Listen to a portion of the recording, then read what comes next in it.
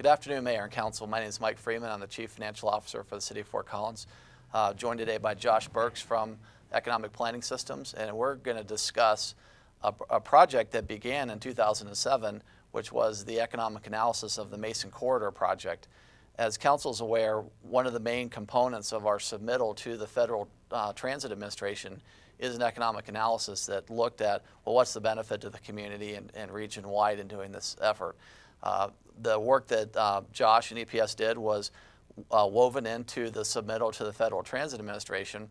And then the second part of the study that we asked EPS to look at was specific redevelopment opportunities up and down the corridor, really from the downtown past Harmony Road on the south side of Fort Collins. Today what we're going to be hearing about is really a high-level summary of the study. The City Council and the community will have access to the full-blown economic analysis. It will be available on the city website.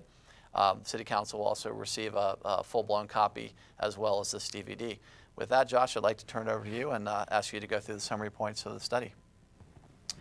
Thanks, Mike. And as you said today, we're just going to try to keep it high level and focus on really the summary findings from the study and a few quick slides on the development potentials of the various segments of the corridor.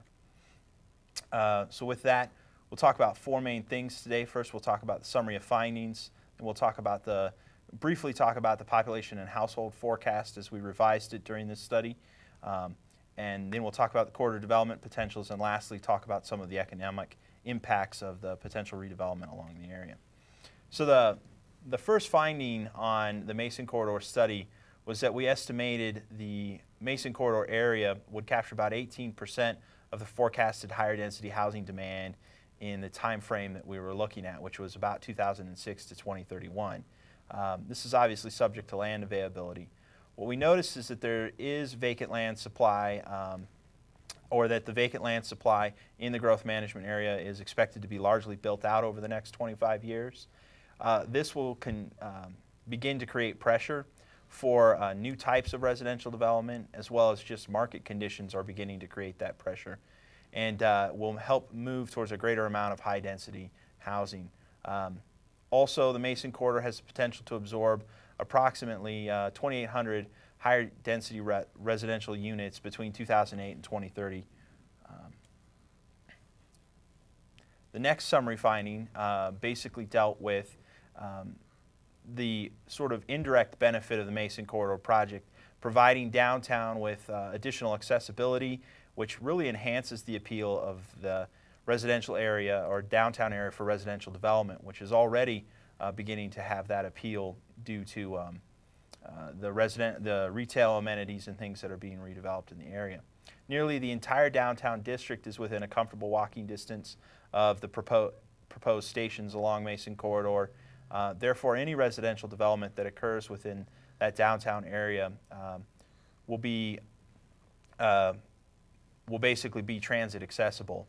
And we did notice that the freight rail along Mason Corridor may continue to be a locational deterrent for residential projects and may have some influence on how and where those residential projects occur.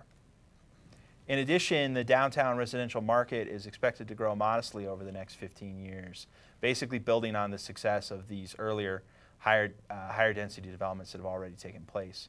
In our estimation, there's about 100 residential units that have been constructed in the downtown area in the last 5 years, and right now there looks to be plans for about another 215 residential units. Momentum for the downtown housing will grow most if there's a range of products and pricing available.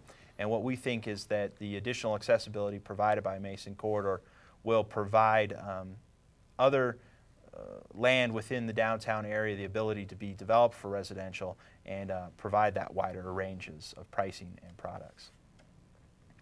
Looking further south along Mason Corridor, the CSU segment is expected to provide ample TOD opportunities both on the university as well as on private land. These developments, both on the university and private land, can act as a catalyst for future development along the corridor. In fact, it's the CSU students that might be one of the strongest demand generators for use of Mason. And the link that Mason will provide between the campus and downtown, as well as further south for commuters to the CSU campus, whether they be employees or students. We know that right now CSU is looking at its master plan and is updating that and evaluating redevelopment opportunities on a few key blocks, particularly those located at Prospect Road along College Avenue. We also anticipate that the private market will react to plans by the university to increase student body as well as redevelop and try to take advantage of opportunities along the Mason corridor for some university-oriented housing at a few key sites. Finally, down along the southern segment, which we identified as Prospect to the end of the Mason corridor proposed project alignment, which ends at the South Transit site near Harmony, that there are several key developments which at this time are really in the short term focused and concentrated along the Drake Road Station and the South Transit Center. We identified between 9 and 10 sites with over 100 acres of land with high redevelopment potential along that corridor. We used a series of GIS as well as market conditions analysis to determine which sites had the greatest potential in terms of real estate conditions and market conditions.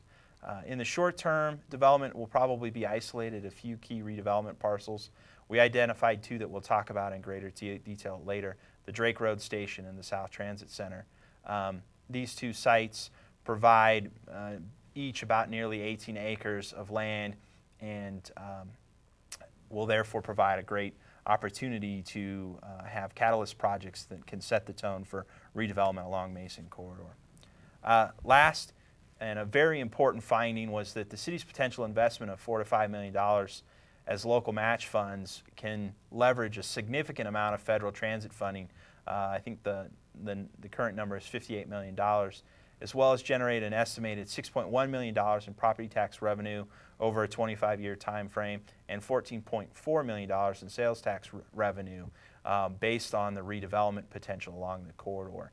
And we also know that the investment of $72 million in this area will have direct and indirect benefits of about $108.3 million in project construction.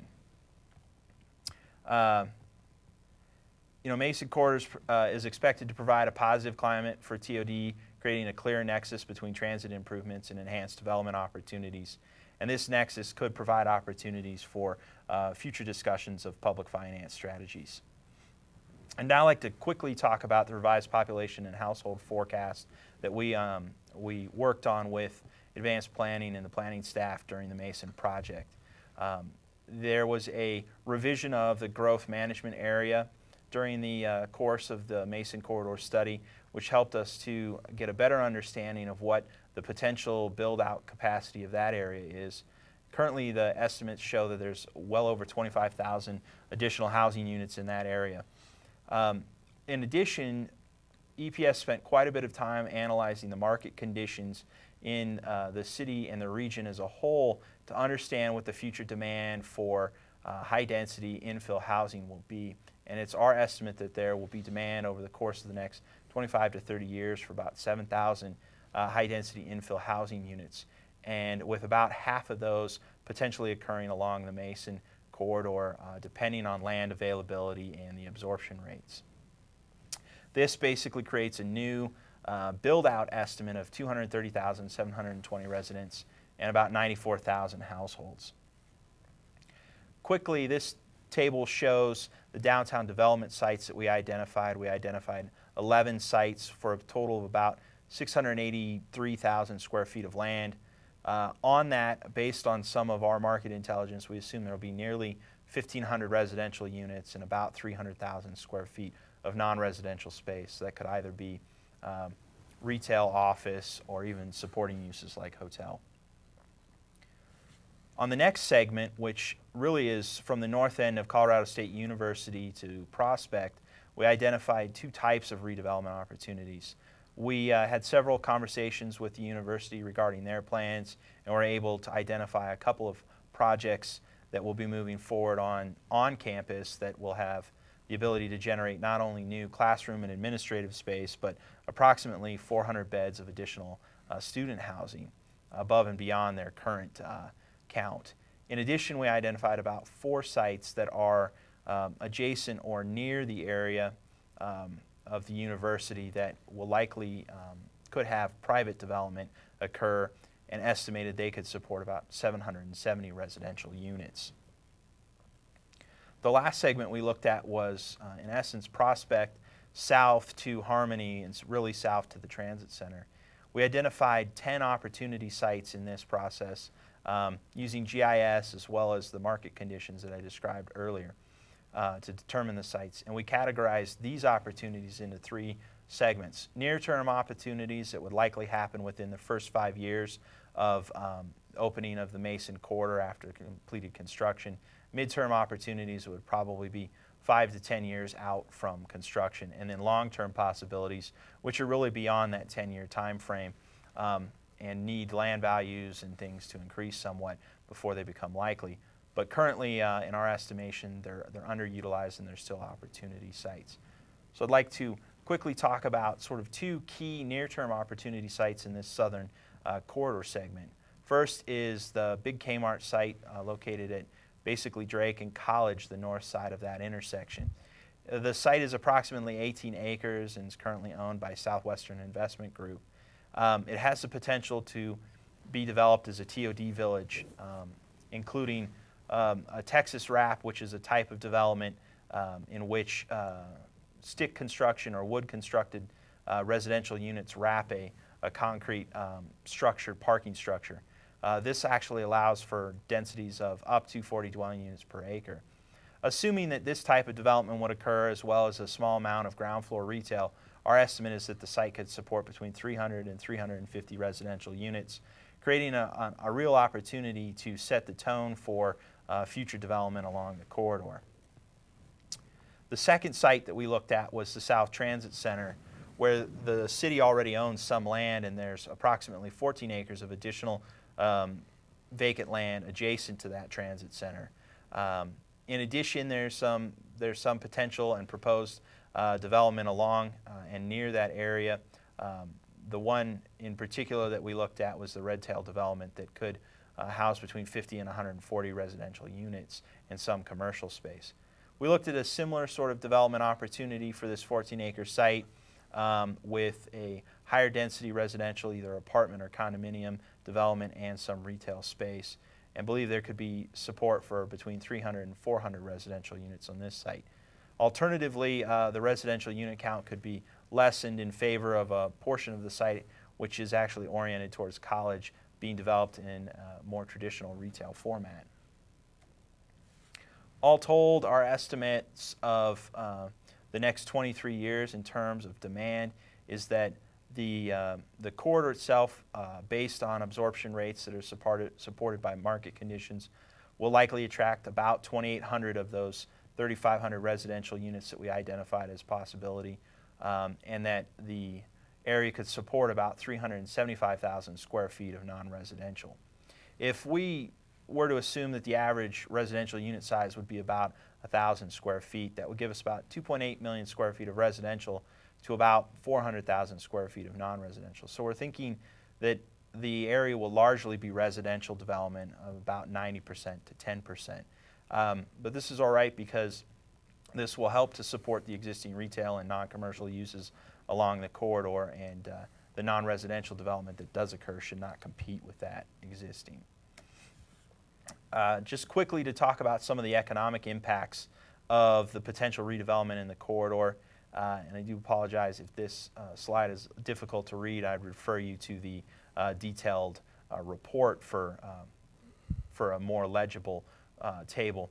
In essence, we calculated what we think the property tax would be from the new development along the corridor, and we've estimated that over the course of the 23-year time period, there would be over $6 million in additional property tax revenue. This works out to, obviously, as development occurs and builds, the revenue each year would increase, but it works out to about $266,000 a year on average in new property tax revenue. In terms of sales tax, we did the same estimated calculation, and this slide indicates how that calculation was generated.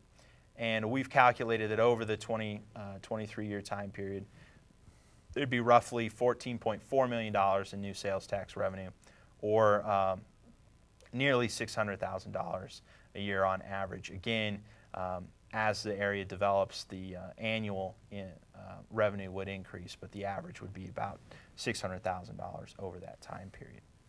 Lastly, we evaluated the impacts of constructing the project. We know the project is estimated to cost $72 million, and using the in-plan model, which is an industry accepted and trusted model for evaluating the economic impact of one-time construction projects, we estimate this will support 676 employees or construction-related employees.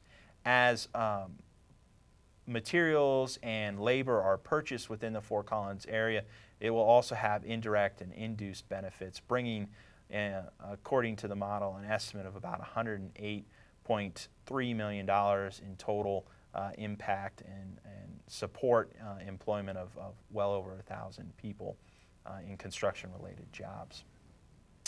So, Mike, that ends my quick summary of the Mason Corridor project, and I would direct people to review the report if they can on the website for more detailed information. Great, thanks, Josh. The report will be available on the city website, which is fcgov.com/business. And the next steps in terms of taking this report and beginning to work with it is really focusing in on the redevelopment sites, working with property owners, developers, and brokers to make their vision a reality along the Mason Corridor from a development standpoint. With that, we're done with the presentation for this afternoon. Thank you very much.